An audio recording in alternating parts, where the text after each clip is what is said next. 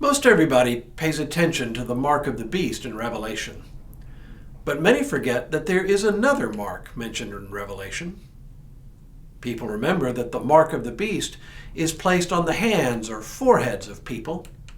And people in our day have come up with all sorts of highly imaginative and speculative explanations of this, including in our day the possibility of placing microchips under people's skin for identification purposes.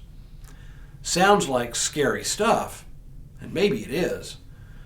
But what if the mark John has in mind is not a physical mark at all? What if the idea of a mark is an allegorical way to talk about one's allegiance? What if the idea of a mark is really about who we belong to? In today's reading, we'll find that the mark of the beast was not the only mark one might carry. Christians were also marked with a sign we still carry to this day. Hello, I'm Stuart Baskin, pastor of First Presbyterian Church of Tyler, Texas, and this is your Daily Devotional for Wednesday, November 10th, 2021. When John spoke of the mark of the beast, there was an element of it I skipped over yesterday for lack of time. He said, "The beast causes all, both small and great, both rich and poor, both free and slave, to be marked on the right hand or the forehead, so that no one can buy or sell who does not have the mark." While this sounds dramatic, all in the world it means is something we practice even today. That is, we often wear emblems that announce our allegiances. Maybe it's a cross we wear on a chain. It might be an American flag lapel pin. I see people who are Freemasons wearing Masonic insignia. It might even be the brands of clothes we wear or the shoes we happen to wear. There is usually nothing especially nefarious about many of these things, except when they become symbols of inclusion or really symbols of exclusion, and those who don't wear them are treated with suspicion.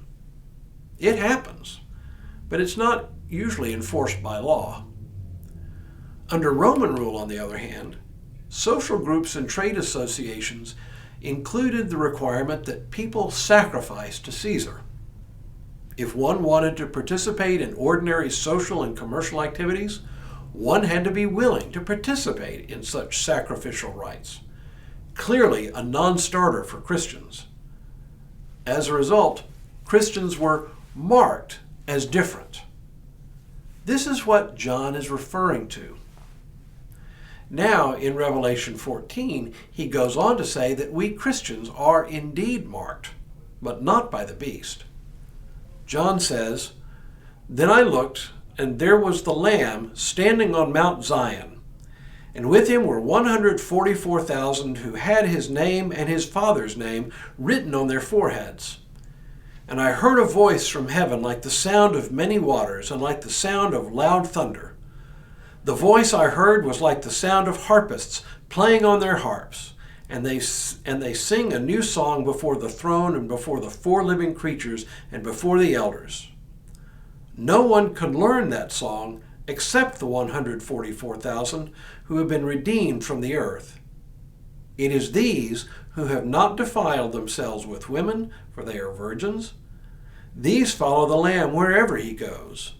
They have been redeemed from humankind as firstfruits for God and for the Lamb, and in their mouth no lie was found. They are blameless." We are marked with the mark of God. Not in a literal sense, of course. There is no physical marker on our bodies that distinguishes us as Christians. But we use this language even today when we talk about baptism. We call baptism the, quote, sign and seal of our adoption into God's holy family and of our engrafting into the company of God's people.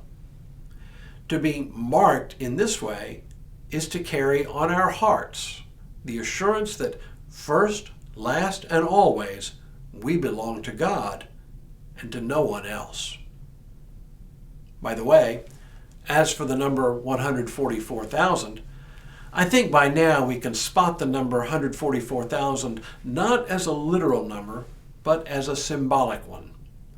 We've already seen this number used in reference to the whole people of Israel, with 12,000 from each of the 12 tribes standing before the throne.